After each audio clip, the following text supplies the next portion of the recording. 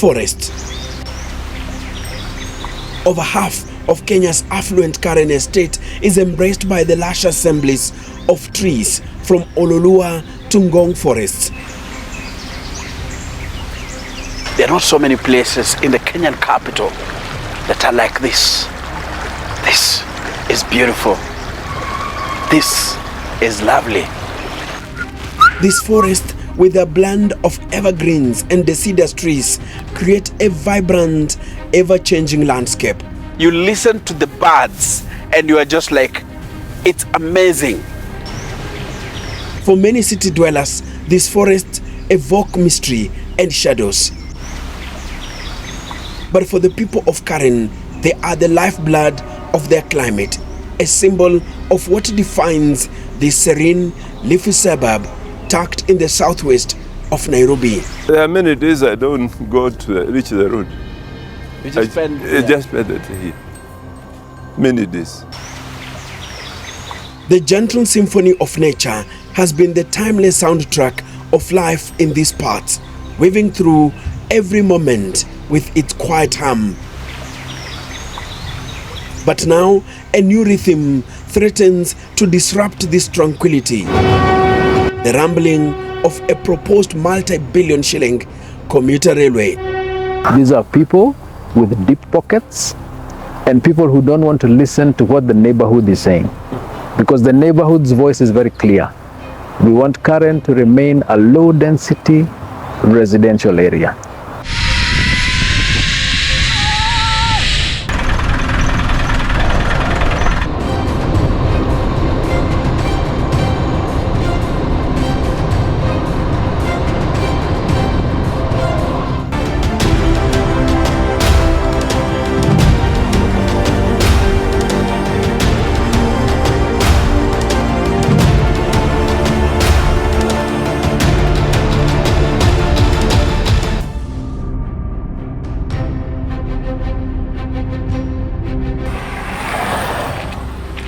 Residents of Karen have witnessed the slow transformation of their once pristine surroundings as infrastructure projects encroach on the landscape that has long defined their community.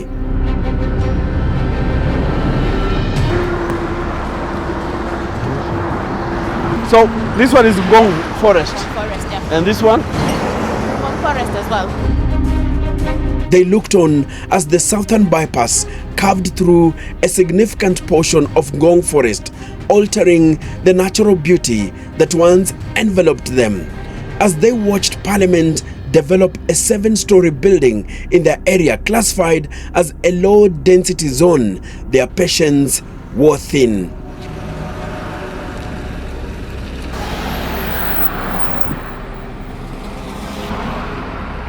The tipping point came when the Kenya Railway Corporation began constructing the Riruta-Ngong commuter railway line, set to slice through their serene suburb.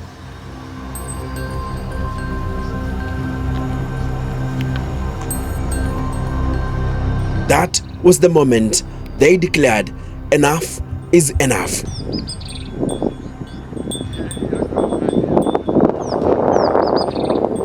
Commissioned by President William Ruto in December 2023, this railway project was set to revolutionize Nairobi's transport landscape, addressing the city's escalating traffic challenges.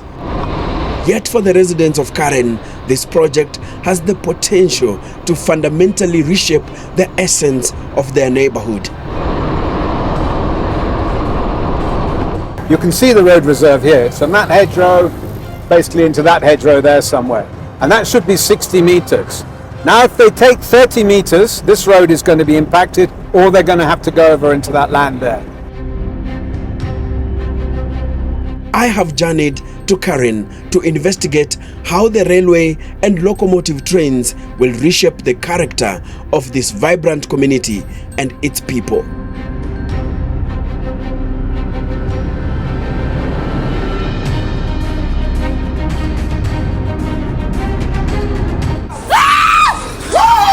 They claim their homes, their environment, and their livelihoods hang in the balance.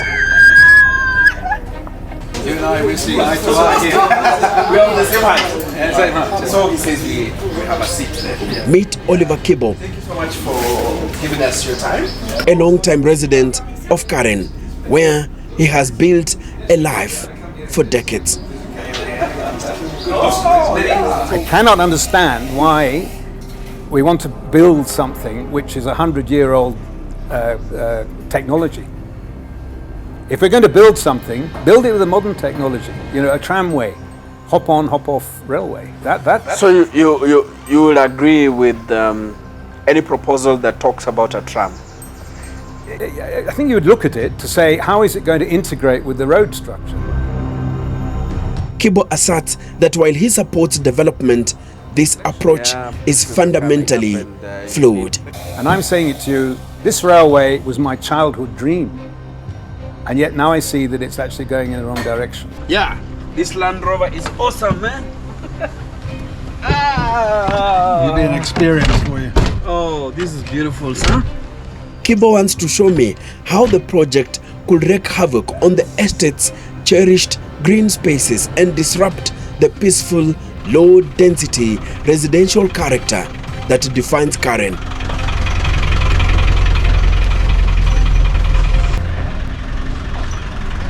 And so he takes me on a ride. Now this is all on an elevated section until you get to where that truck is parked there at the top, where it comes onto the ground level to the grade. It will be elevated. Be elevated at this point, and it'll go down at this on this So top of this hill. On the ground here. Now it'll be on grade, yeah. So once it's on the ground, it means you have to move the road. So now you've got access problem here. How are you going to deal with that? They said they're going to be a level crossing. Now coming up is where they're going to put the railway station. Now this is part of Ngong Forest here.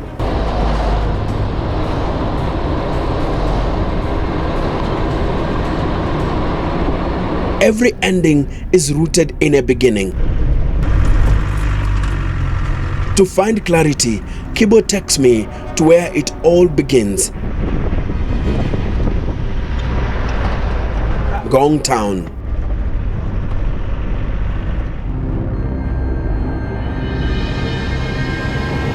So we've now reached to a hill overlooking from the Kibiku Forest, overlooking the site of the Ngong MGR station, the new construction. So that's it over there, yeah. And that is what's being denied in court papers, that there's any construction taking place. And that is evidence that that construction has been taking place for some time. In court, Kenya Rule says there is nothing There's happening. nothing happening. Nothing to see here. But there's something I can see. There's something to see here. Yeah. So that's the station building. You can see it's not as elaborate as the SGR. It's not as big by all accounts. Yes, yes. And then over on the left there, you can see where the alignment is coming round. Yeah. And so that is the proposed alignment. It's passing all through, this is all veterinary land, and that is veterinary buildings there. And it basically, they've done one excavation there, and then it's going to go across where you can see those buildings there, which are basically contractors' buildings. This Mabati Yeah, one. Mabati ones there. Yeah. So that's basically where the SGR is. It has to leap over the SGR. Yes. What we're saying as an alternative is this daraja here, this valley here, has to be... That is if, since the construction has begun, for example, yeah. and if they insist the station has to be here. Then we can pick it up from where it is, and instead of going that way, we come across this valley at this point, and come up on this side of this hillside. Now you can see basically where the objective is. It's in that area there. You know, so we're talking about they're going to go around that way, Yes. and we're saying no, let's go around this way, and we So all rather remain. than them, they want to go, they take a corner, Yeah. head to Karen. Head to Karen.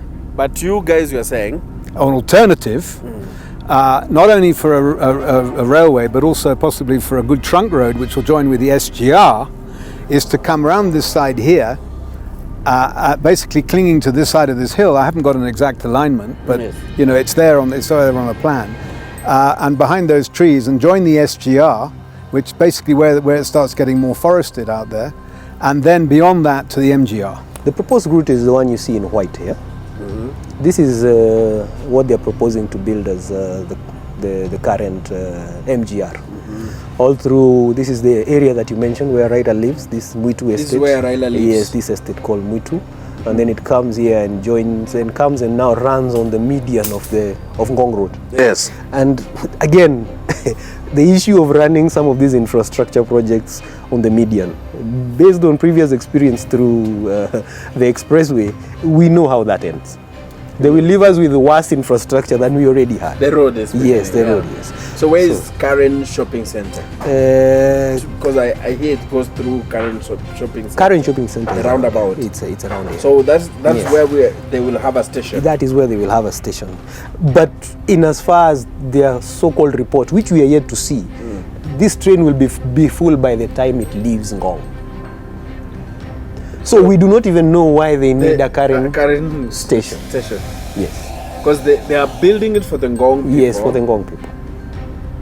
Na nikitaka kushuka za Karen na nimepanda mimi wa Ngong. Sasa hiyo tutakujengea station kwa sababu inakaa ndio wanataka tu. Maybe kuona nikitoka town. Yes. So it ends up here. Yes. Just after At around the Lenana. interchange. No, after so this is the southern bypass. The one in black is the southern bypass here. bypass, so the So interchange, there is a station at Lenana. Okay. That is where it will enter.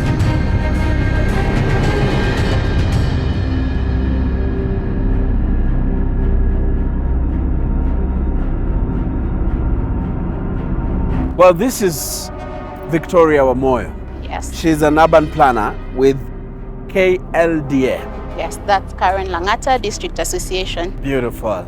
So this is the interchange, which is the southern bypass Ngong Road interchange, right? Yes, it is. So where will the railway pass? For sure, we are not specifically 100% on where it will pass, but it's supposed to cross the southern bypass towards the Karen area. So tell me the impact that you are projecting, that if the railway goes, like the railway project goes ahead the way it's planned, the impact that it will have, let's say for example this area here. So one of the implications that we project would happen, it would hive a bigger portion of the Ngong Forest, which already has been hived by the southern bypass. And This is Ngong Forest? Yes, all of it was Ngong Forest initially Uh-huh. before the southern bypass was constructed. Two, it would affect definitely the next property, a private property in the current side, that would be compulsory acquired by the government to construct the railway. And three, another issue that we project might happen is the drainage issue, considering it will be an integrated multimodal transport system here. Okay. We'll have the railway, we'll have the road, so we need a whole system to understand how will it happen and how the drainage will be affected as well. So we are looking at an elevated portion Yes. or part of the railway, right? Yes. So up and then crosses through the property that we are seeing ahead of us. Yes. Then it lands where? It lands on Ngong Road, but then it goes to the median.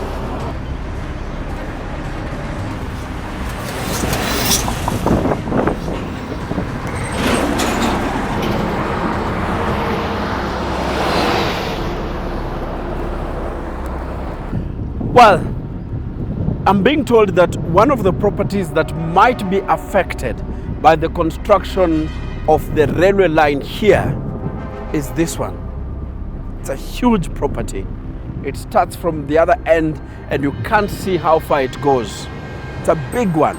I can see structures, homes probably. I can see plantations, I can see bananas and a lot of trees. If the construction of the railway goes on as planned, the people of Karen fear that such properties will have to go down. And this will attract a lot of money in terms of compensation.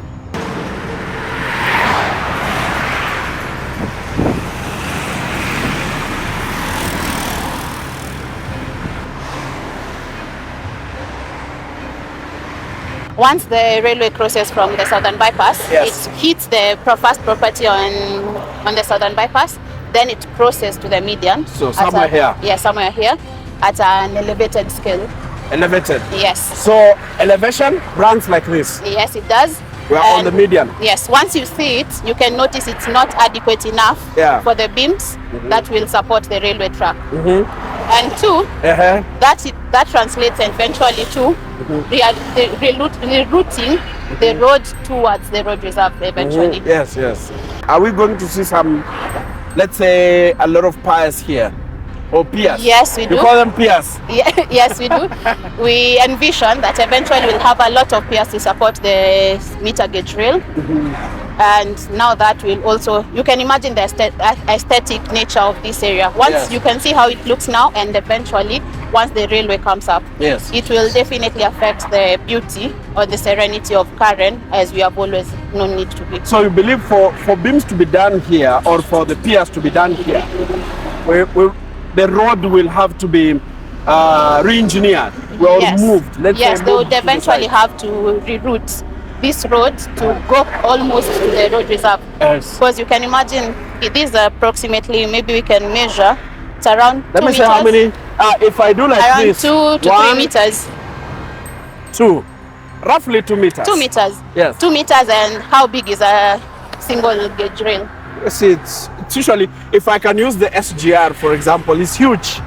Something bigger than this one. So you can imagine now, you can even see the clear picture of what will happen on this ground.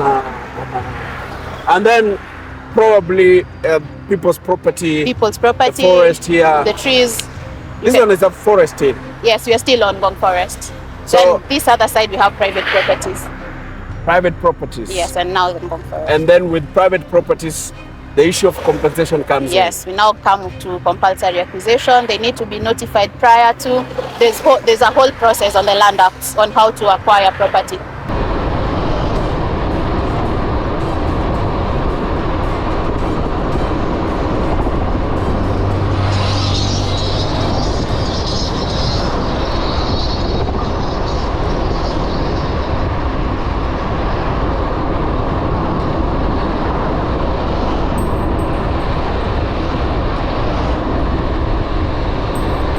If the project by the Kenya Railway Corporation goes ahead as planned, this will be the Karen station. Well, what it simply means is that everything that you see here, the trees, the properties, even that gate there, will be flattened. The flattening of this area to pave way for the railway station will lead to the loss of biodiversity, the forest cover, the indigenous trees that have taken longer to grow, and eventually the whole greenery and the serenity that Karen enjoys. Additionally, it will lead to, one, accessibility issues for the Karen surgery and the Arocha, since once the railway is at grade level, the Kenya Railways and the consultants have not envisioned on how exactly it would affect and how these people and these residents would interact with Ngong Road.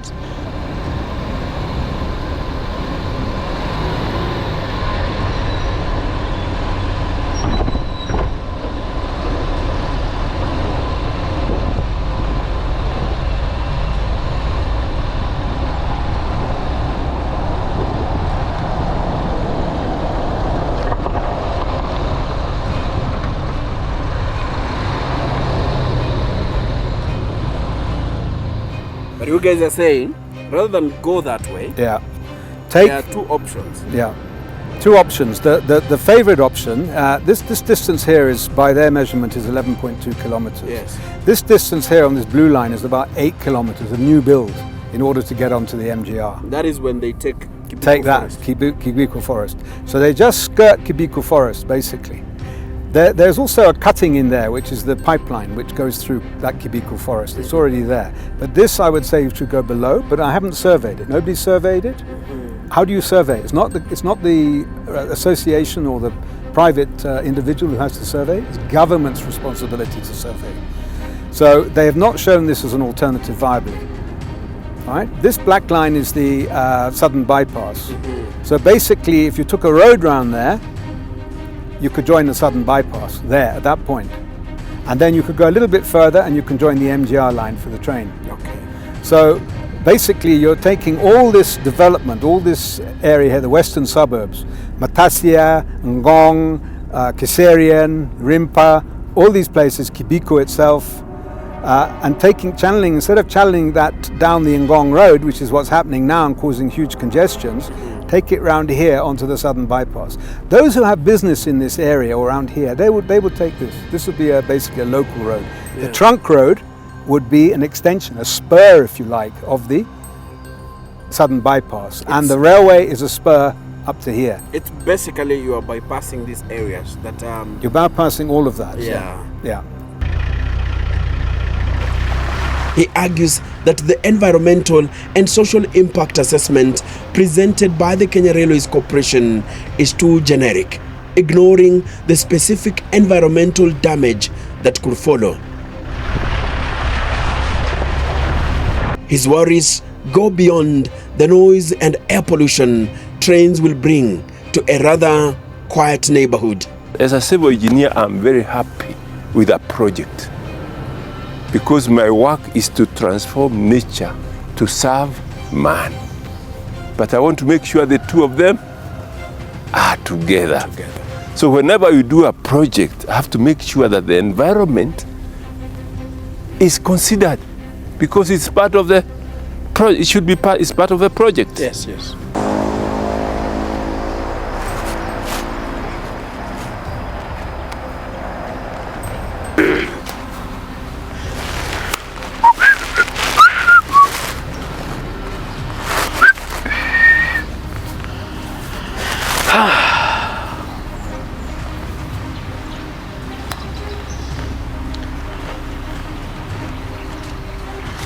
Well, we're continuing to show you some of the things that may be affected if the project by the Kenya Railways Corporation continue.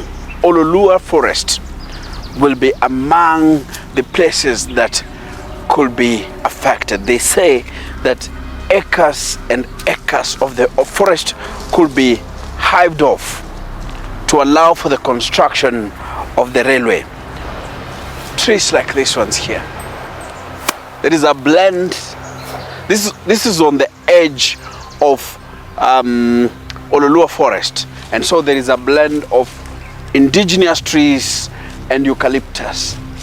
The fear more is about the indigenous ones.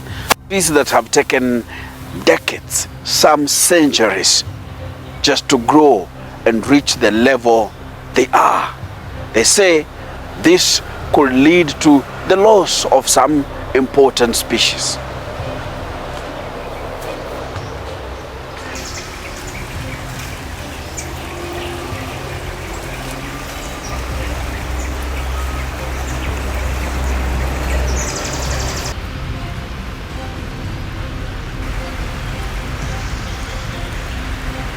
A beautiful river here.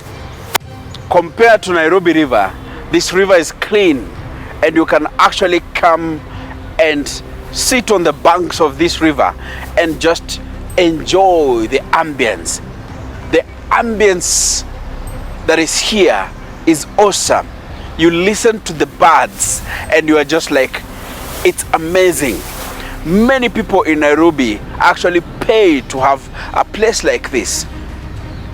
The residents of Karen say this is what they must protect with everything they've got. They don't want to lose this. Imagine, can just come and sit here. Imagine, this one reminds me of my life in the village, where we'll go to the river banks and sit, sometimes fish, sometimes just enjoy the beauty of nature. It's here in Karen, and they say they can't afford to turn this into a concrete jungle. They love it like this. In my days, as a road engineer, the first thing we did was to do a feasibility study. You want to connect point A and point B. It's about connecting. It's about connecting people. Yeah. So, how do I connect people from A to B? I look at alternative route 1, I look at route 2, I look at route 3, route 4. Route 1, what are the costs construction costs of doing that route. Point number one. Two, what will be the impact of that route on the population? How much land are they going to lose? How much environment is going to be destroyed? And what have you? Now I go to route 2. What is the cost? What is the environmental and social cost of route 2? I go to route 3. When I have those costs, then I compare. This one costs so much, cost-wise, but environmentally, it has this impact, negative impact. 1, 2, 3, 4. Route 2, it may cost a little more, but the environmental impact is less. It's only 1, 2, 3. Route 3, it may cost even more, but it has even less impact.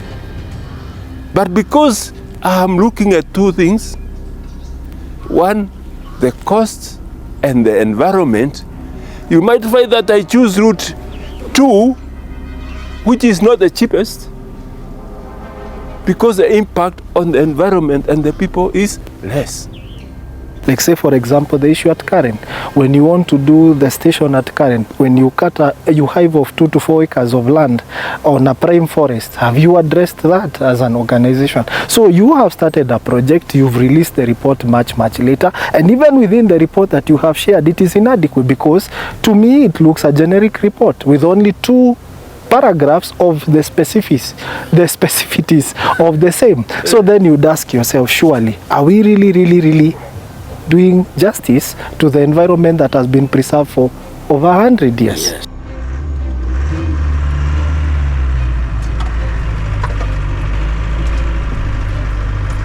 Oliver is baffled by KRC's move to erect a new train station in Ngong, less than 2 kilometers from a world-class SGR station that largely remains underutilized. I prefer seeing things through my own eyes. Off we go, winding our way towards the Ngong SGR station. Getting to the station feels like navigating an obstacle course, each step more challenging than the last. The roads are so dismal that anyone in their right mind will think twice before rolling their wheels over them every day.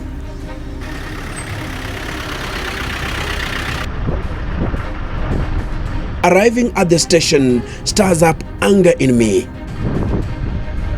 Here stands a stunning structure, this modern railway station equipped with all the amenities you'll expect in a world-class facility, yet very idle, to say the least.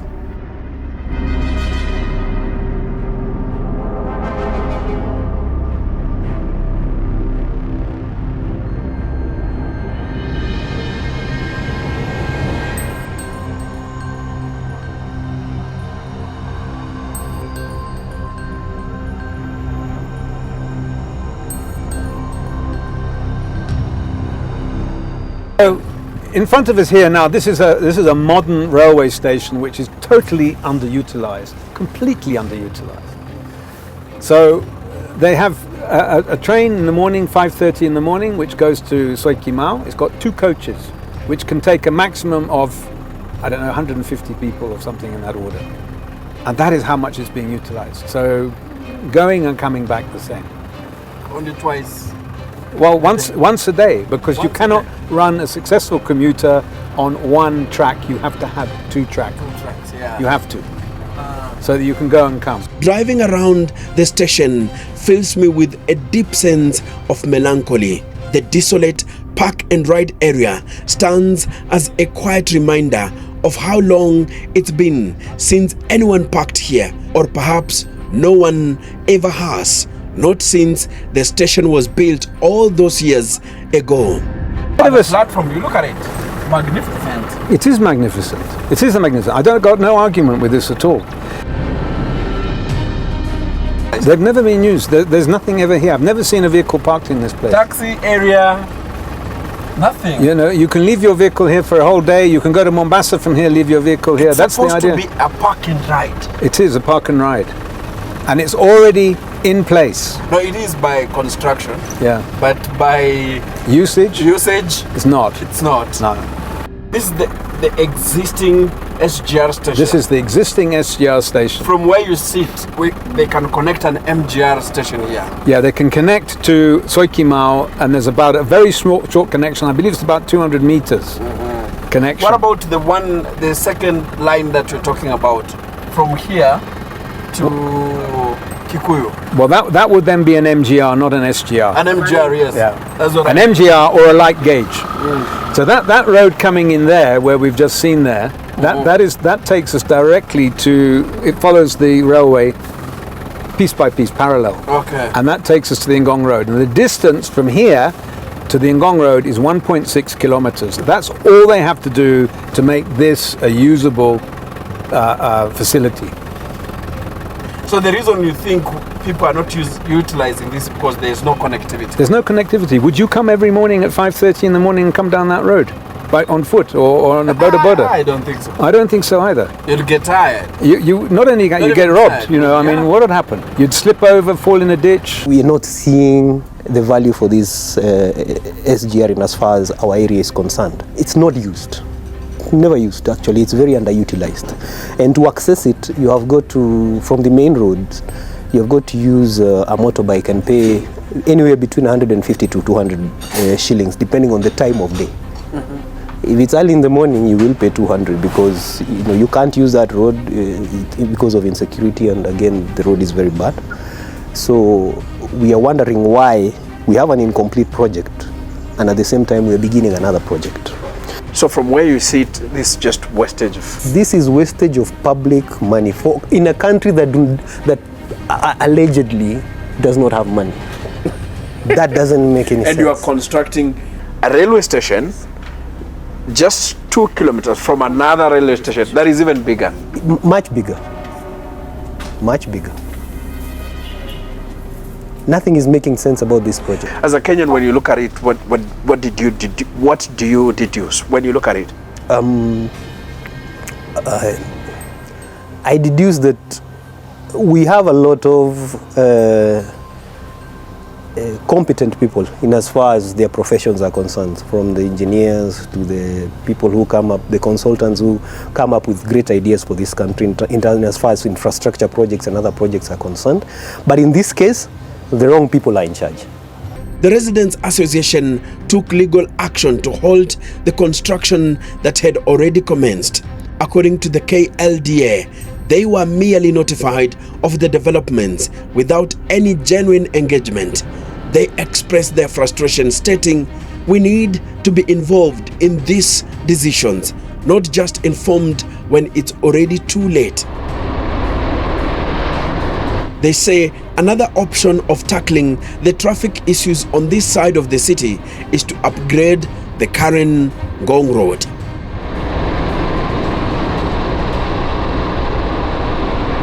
In Karen, the fight isn't just about a railway, it's about preserving a way of life.